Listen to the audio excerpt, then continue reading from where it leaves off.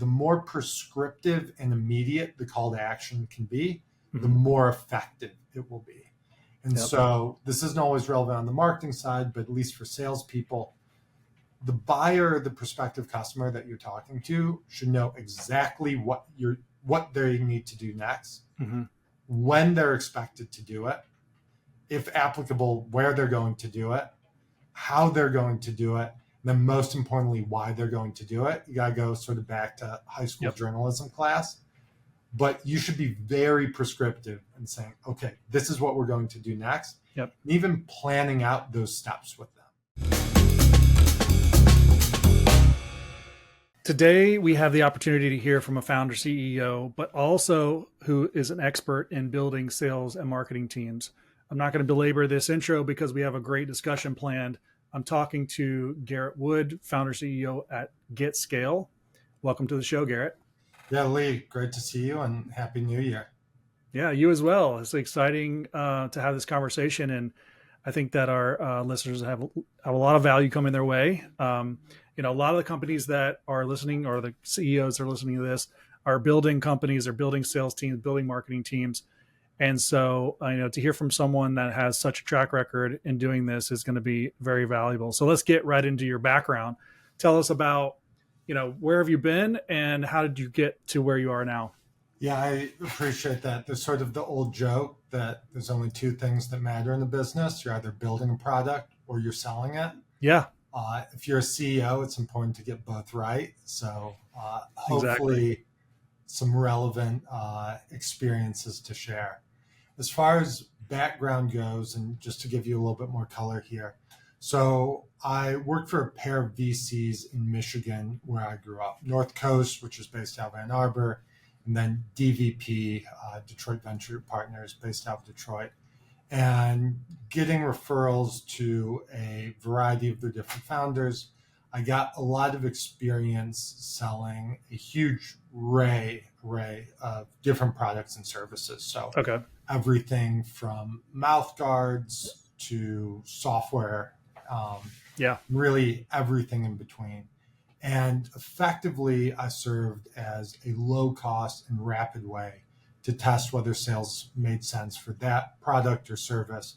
Then if I could gain traction working without a lot of support and resources, that was a really strong signal. This is worth investing in. Mm-hmm. And then I'd work with that company to not only establish the pitch and the process, but start to get some of the people and systems in place before they scaled their sales initiative. So Cool. That's kind of my first experience with sales, but found some interesting applications outside of I'd say throughout my career as well. Yeah, for sure. So that was, you said VCs. Did you also work with private equity? No, primarily working on very early stage companies. So Okay. Series A, Series B, that thought they had a good product, thought they had a good service, Okay. but we're starting to run into questions about how can we scale the distribution, really accelerate the customer acquisition. So Okay. we probably had some early traction from people who were already looking for the product. Yeah. But then when they wanted to be able to scale and start to reach new audiences, people that maybe weren't already looking for it, didn't know it existed, didn't have experience with a similar product, that's really where I would come in and start to build out a bigger and more effective sales team. Gotcha. Okay. And then where did you go from there? Yeah. So when I joined Uber in 2015, the biggest challenge Uber was facing is that they didn't have enough drivers on the platform.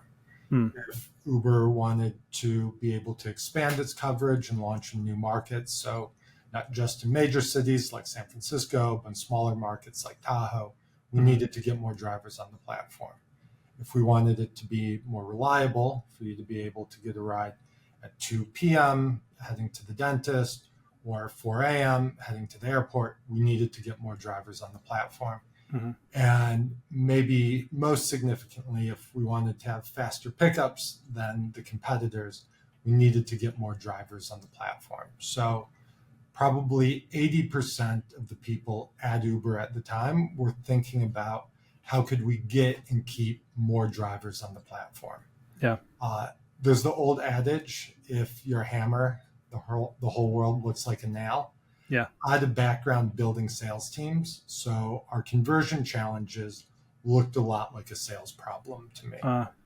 Without getting into specific numbers, for every 100 applicants we would get to sign up, people who were interested in driving with Uber, less than 10, closer to 5, would actually get started and start working and earning with the platform. Mm-hmm.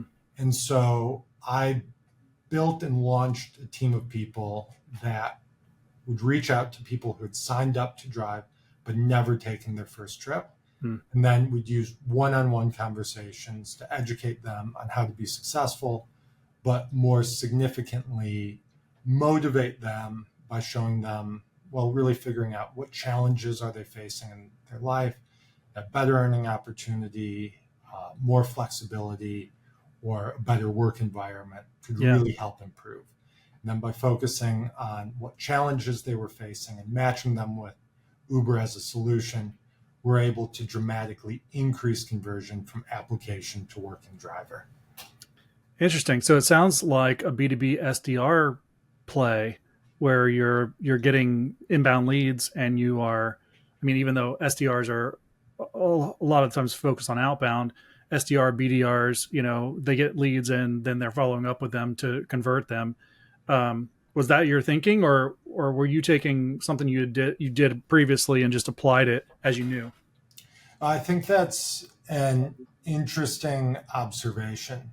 I think probably one of the most sort of interesting and impactful lessons I've gleaned from selling a wide array of products, so mouth guards, software, which is a very traditional sort of SDR, BDR motion, all the way to getting to sort of sell jobs with Uber, is that the principles that motivate someone to take action, so the underlying architecture of every sort of successful sales and marketing campaign, look very similar, whether you're selling in a B2B role or whether you're selling in a B2C role.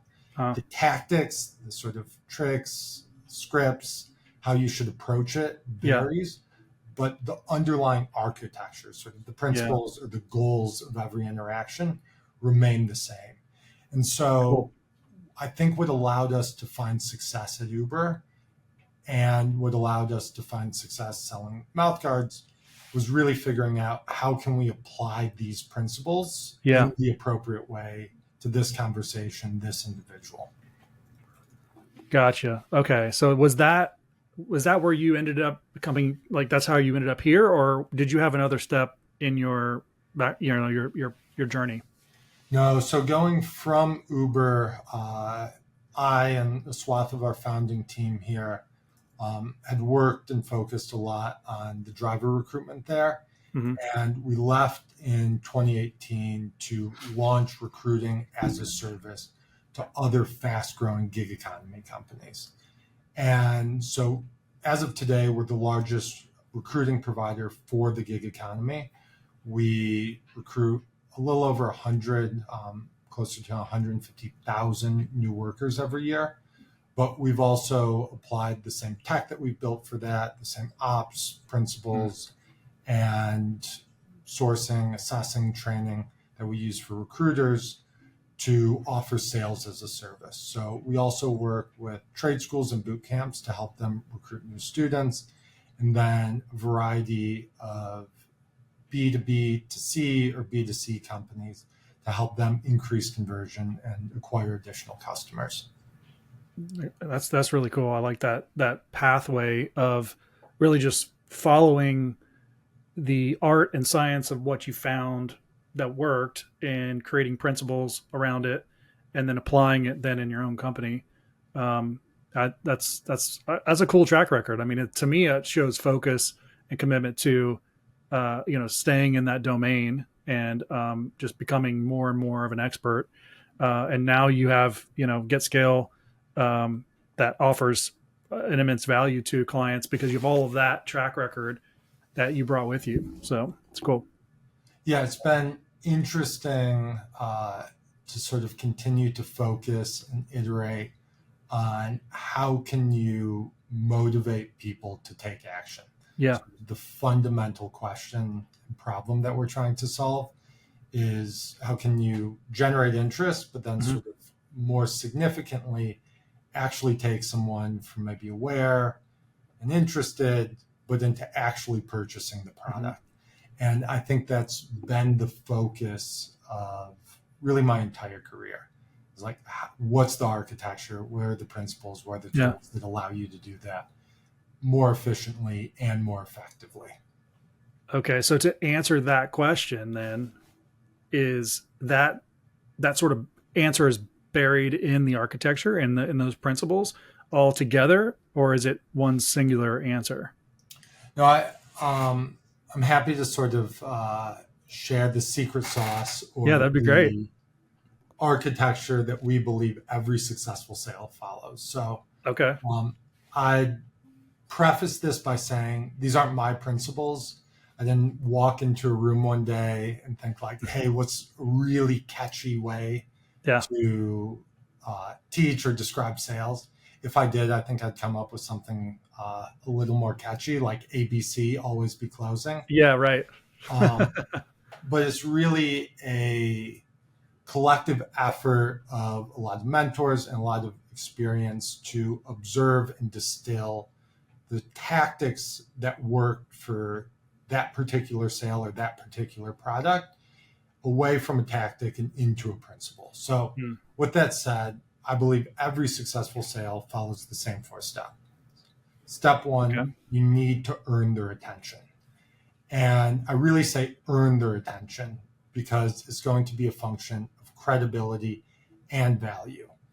If you're credible, but you're not solving a problem for someone, you don't deserve their attention. And hopefully, without making any enemies, I'd use like academic papers as an example of this. They're highly credible, but because they tend to be either like so broad as to not be relevant into a specific action or so niche into a specific field, like I don't spend a lot of time reading them. They're credible, but they're not very valuable to me. Right. On the flip side of that, if you check your spam folder right now, you probably would find offers that like seem unreal and incredibly appetizing. It's like, hey, give us $100,000 and we'll give you $200,000 back in 2 months. You're like, dude, that would be awesome.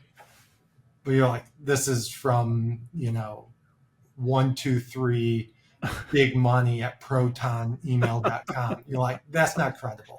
Yeah. So I think to really earn someone's attention, you need to have both credibility and value.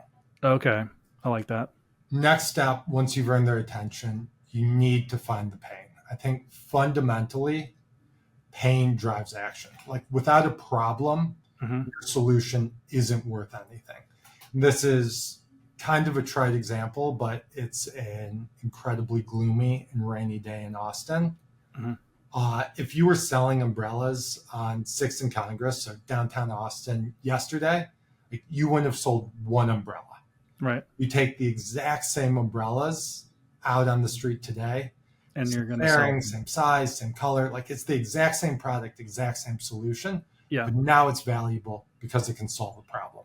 Right. You've got to get to lunch or you have to get to your next work meeting. You don't want to show up like soaking wet and looking terrible. You need an umbrella.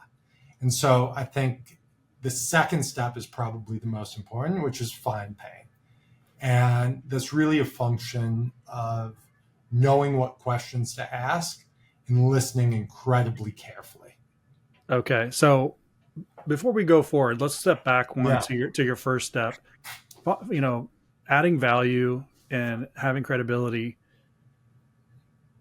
I know like people are probably sitting here thinking, all right, well, what does that look like for my product, service, my solution, and maybe even thinking per channel, right? Because if you look cold email, because you mentioned, spam emails, cold email, cold phone outreach, Facebook ads, all the different go-to-market channels. give us a good example of like how to put that together in our minds. Yeah, I think that's a great call out. And I think it's where great sales and marketing leaders can really set themselves apart. It's not in having just a bag of tricks or tactics that have worked Mm-hmm. in the past. If you know the principle that you're trying to achieve, Mm-hmm. do I understand their problem? Do I have their attention, or do I still need to earn their attention? Mm-hmm. You can start to get creative in figuring out what makes sense for this demographic or for this Mm-hmm. channel. One thing I would sort of recommend as a general tactic, both in sales, but I think it's often overlooked in marketing, Mm-hmm. is we've got this saying, and it's actually taken from a mentor, Josh Linkner: sell aspirin, not vitamins. Mm-hmm. And I think a lot of marketing leaders, they spend a lot of time with the product team and the engineering team, and they're very focused on what are all the features Mm-hmm. that my product offers. And I think one lesson that we frequently try to remind ourselves here at GetScale about is that it's not about your solution, it's about their problem. And so early on, especially in the marketing, whether it's a cold email or you're Mm-hmm. running ads on Meta or SEO, really focusing on, hey, how can I sort of drum up pain or drum up a problem here Mm-hmm. that's going to resonate and be relevant to my potential customers, Mm-hmm. rather than just espousing the benefits. And Gotcha. so that's probably the tactical advice that I'd give to marketing leaders Mm-hmm. is, even at the very top of the funnel, start to think about how you can arrest attention Yeah. by highlighting a problem or something that's very painful to your Yeah. potential customers, not just sort of beating the drums around, hey, we've built all of these Yeah. features, our engineering is awesome. Like, that only matters in the context that it can solve their problem. Yeah. Because if you're taking away pain and versus adding something proactive, it's sort of like, you get 10 people that use your product and not, 9 of them that have positive things to say won't say anything, but the one who has negative things to say will say, be the loudest person online, negative reviews. It's sort of like that. Like the pain is so much more palpable Yeah. than the positives. So if you focus on the pain, if you can remove pain, you're probably more likely to get to that next step. Yeah, that's actually a really good parallel that I think does an awesome job of illustrating the difference between like a mildly pleasant Mm-hmm. experience and a really not so pleasant experience in Mm-hmm. terms of how it motivates people to take action. Right. Like, a restaurant's pretty good, you probably don't write a review.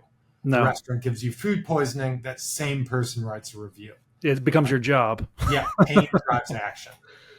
For sure. Yeah. It's like, even if it's it's got to be almost like emotionally, great, that it's got to really hit you in some kind of spiritual way for you to get on Google and give a good review. Yeah, Unless you're just, I'm sure there's some kind of study about the wirings of people and how maybe people that are more, calculated or analytical, maybe they're the ones that give the reviews over someone who, isn't. I'm sure personality has to do with that too. But even if you have some great experience, you're probably less likely to give a review than you are if you have just a slightly negative experience. So then that plays out perfectly if you're reaching out, talking about that negative pain point. You're probably going to get further than if you're trying to talk about something that could be improved. yeah, I think that's a stellar example. Mm. I really like that one. I'm going to keep that one for Yeah, sure. for sure. It's free. Free to use. Yeah, I appreciate that. So, step one, earn their attention. That's a function of credibility and Yep. value. You need to have both. Step two, find the pain. Fundamentally, pain drives action. Step three, you need to match your solution to their problem. And this is probably the principle we should spend the least amount of time on, because you don't want to get caught talking about everything that your product or your service can do that's not relevant to solving a specific problem. One sort of interesting example of this is if you ever watch infomercials, they're like wacky and they're weird. Yes. They're also incredibly effective. Yes. They've got very intelligent people who have gotten a lot of reps and data and feedback to iterate. How do we take someone from like unaware and probably apathetic, like sitting on their couch, to get them to actually pick up the phone or go to a website and buy something? And if you watch infomercials, like the product does a lot and they will talk about, hey, it does X, it does Y, it does Z, but they never just list X, Y, Z. It goes, here's a problem, here's the solution. Here's a problem, here's the solution. And I think one sort of note that is worth highlighting for marketing leaders and sales leaders, if you're doing marketing, you don't always have the ability to really understand what's relevant for that particular customer, that prospective buyer. Yeah. So you kind of have to go through the process of saying, here's the problem, here's the solution, here's problem 2, here's solution 2. But for sales leaders, I think the worst thing that bad salespeople do is they talk too much. Yes. And it doesn't always come from a bad spot. Right. They're just excited about the product and they want to share. I think the more they share, the better it'll be. Right. The best thing that great salespeople do is ask questions and listen incredibly carefully. And what that allows them to do is very precisely match your solution to their problem. It allows you to stay focused, it allows you to stay relevant, and that's really what sort of allows you to drive action. Yeah, and I would say that's even more effective. The more it becomes more strategic, the more you understand really how to do it.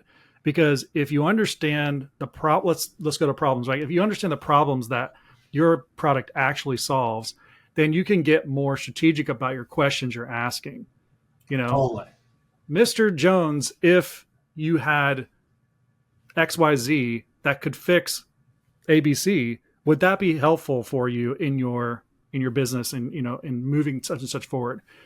You know, it's a question that is built around solving a problem and you're leading them in the right direction versus just asking questions that are more general, right? So understanding your product, understanding their problem, and then formulating questions and you know, sort of sniper questions, right? So like you only have a certain number of questions because, you know, once you get answers to these questions, you know, they have a picture in their mind and you have the information you need. It's only natural to go to the next step. Yeah, I think that's a really great example. And this metaphor is maybe a little bit of a stretch, but you can imagine if you're a doctor and someone walks into your office and you know that they, fell off of a ladder and their arm hurts. Yeah. If you're like, hey, I think we should do your blood work and figure out what your cholesterol's at. Yeah. They're like, what? You know, like, that's not why I'm here. Which, by the way, is every medical experience we have. Yeah. That's you know? maybe a podcast for another time. Yes. But if you're a really good doctor and you can ask, why are you here? And then you can isolate, hey, they fell off of a ladder, their arm hurts. You can x-ray the arm. And I think doctors probably shouldn't do this, but what great salespeople do is they sort of poke, they prod, they pull at that arm, and they really find, hey, this is the most painful spot. Right. Does it hurt when I touch here? Exactly. Does it hurt when I touch here? Okay, we're getting closer. Exactly. Yeah, that's a great analogy.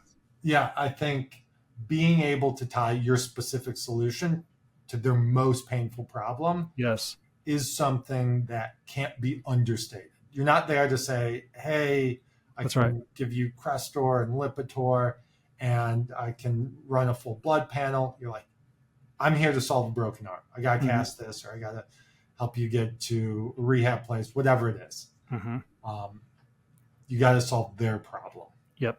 And then the more you do it, the more patterns you see and the more insights you have to treat the next patient, the next prospect more adequately. And I would even take this one step further. I don't know if this is where you're going, but if it, like, from a marketing standpoint, once you have all these insights that are clear and there's patterns, now you can start developing much more impactful marketing content and messaging around those insights. And now your marketing becomes more powerful.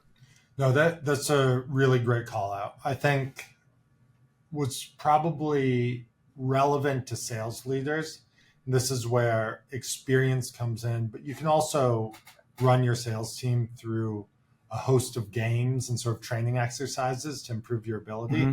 But great doctors, you go in and you're like, my knee, when I bend it and then strain it, it kind of feels like there's like Pringles in there. Yeah. And if it's your first day on the job as a doctor and someone describes their pain as Pringles, yeah, you're so lost. Yes. But if you get a lot of repetitions, yeah, sort of, hey, this is how someone described it. Yeah. And this was the problem after I got x-rayed or MRI'd or after I treated it. You get really good at listening and making the right inferences. For sure. And I think all the training exercises that you can put your sales team through to say, hey, here are our personas. Here are their most pervasive and painful problems. How can I get really good at not only asking questions that surface those, but get really good at listening and making the right inferences? Yeah. You can become much more effective. Because some buyers and prospective customers are like, they're not so loquacious. They're a little more ornery or skeptical, and they don't want to share a ton of information. Yeah. And that's where becoming a really good listener and being able to glean the most relevant information from just a little answer, I think can separate a new or maybe okay salesperson from a really great one. Yeah. As far as marketing goes, I think it's a great reminder that you should be listening to conversations. Mm-hmm. And we're building, and I'm sure there's other companies that are building similar things, but we're able to take the unstructured conversational data and use the LLMs to process that to allow us to sort of free-form query questions. Like, hey, what are buyers from this channel most interested in? What are they asking the most questions about? Yeah. And that's a really great way to do it. But you don't have to have tools like that. Right. Go talk to your sales team, go shadow calls, go listen to calls. Right. And people will tell you what they're concerned about. And I don't think that should replace A/B testing and all the iteration that you do on the marketing side, but it can give you a lot of good direction on, hey, where should I test? Right. Okay, good. So I think did we end up at step 3 or did we make it to 4 yet? No, so we're still on step 3. So step 1, earn attention. Step 2, find the pain. Step 3, match your solution to their problem. And then step 4, this seems obvious, but people miss it. You need to give a clear call to action. Yes. And I think going back to sort of the like restaurant dining experience, motivation dissipates with time. Like I got food poisoning from a restaurant in Mexico City a few years ago. Yeah. At the time I was like, that sucks. You're about to die. Yeah. Yeah. Like it's painful. Oh yeah. Like this is a real problem. I'm motivated to like take action, maybe give them some feedback. Yeah. If you asked me if I wanted to take time out of my day now to call that restaurant and ask for a refund or post a review, you're like, no. The pain is so far removed. Yeah. And so I think it's really important that you're giving an immediate call to action. And it doesn't always have to be, hey, buy the product. Yep. It can be, let's schedule, like, I need this or I need you to do that. Yeah. And the more prescriptive and immediate the call to action can be, the more effective it will be. And so this isn't always relevant on the marketing side, but at least for salespeople, the buyer, the prospective customer that you're talking to should know exactly what they need to do next, when they're expected to do it, if applicable, where they're going to do it, how they're going to do it, and then most importantly, why they're going to do it. You got to go sort of back to high school journalism class, but you should be very prescriptive in saying, okay, this is what we're going to do next. And even planning out those steps with them. Oh, for sure. But I mean, if you go back to what we were talking about before with pain questions, that's a leading action that you're doing as a salesperson. So if you're leading them, it would make perfect sense to you just continue to lead them and say, okay, well, here's our next step. Since this is happening and this is obviously, a solution, then this is our next step. Does it make sense to do that? And you move to the next step. Since we're talking about restaurants and reviews and stuff, this story came to mind that I think is applicable. I don't know if you've ever been to Benihana's or Kobe Steakhouse, but here in Orlando we have Kobe Steakhouse, and I'm not sure if they do this at other locations, but at this one location we went to, we had a birthday party. We're there, and you sit around like a horseshoe shape, and someone's cooking in front of you. They got the chef hat and all this, the skills, doing throwing things around. Yeah. And it's a show. Like that's really what you're spending the extra, 30% of what you're spending is for the show. Well, their sale in this case, their sale is kind of built in. Like you reserved a space, or you're there, you've ordered your drink, you're going to buy dinner. So you're going to pay for dinner.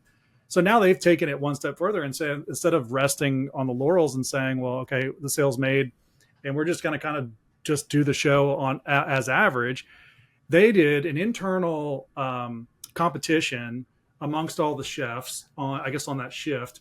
And they said, however many, whatever chef can get the most Google reviews, 5-star Google reviews from their patrons will win a steak dinner or something that the management would provide. So they start the show. This guy starts the show. And then after he starts, he kind of gets us going. We got our drinks at the table. He tells us this. He's like, hey, I got this competition going on and I'm like pretty close to winning this. And I'd love to get your help. Well, we're all there just like not doing anything. We're all excited, ready to eat. Like we're at his beck and call. And he tells us how it works. We all pull out our phones.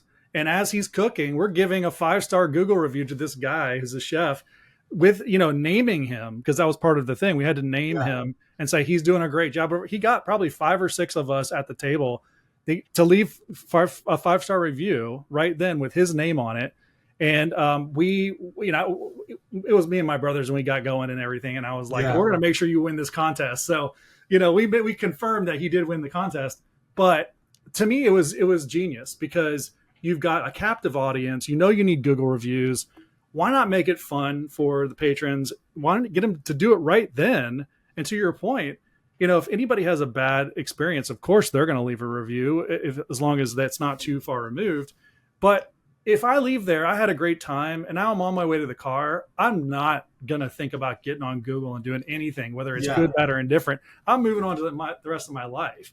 But if you read my Google review that I gave at the point of service, it seems like I was having the best time of my life. Yeah.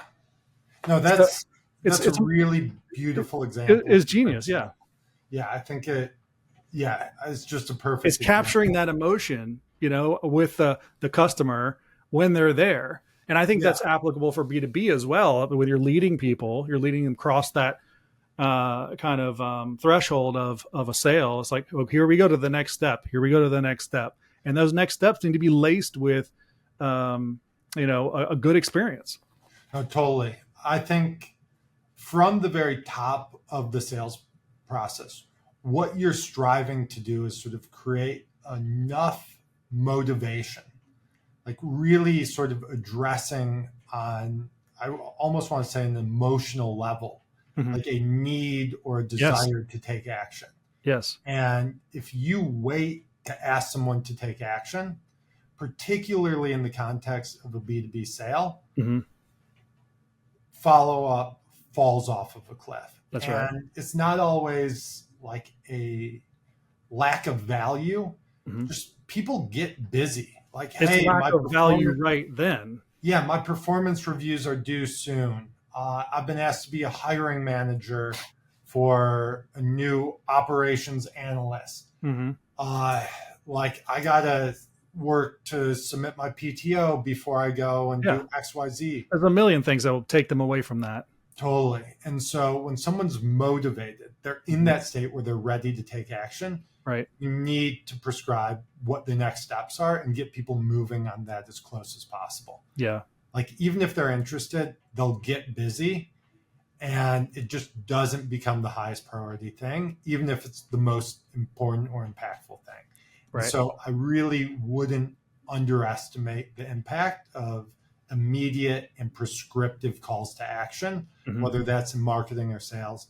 I think that's maybe even more relevant in B2B sales, where there's a lot of competing business needs and challenges and priorities and expectations than as in B2C sales.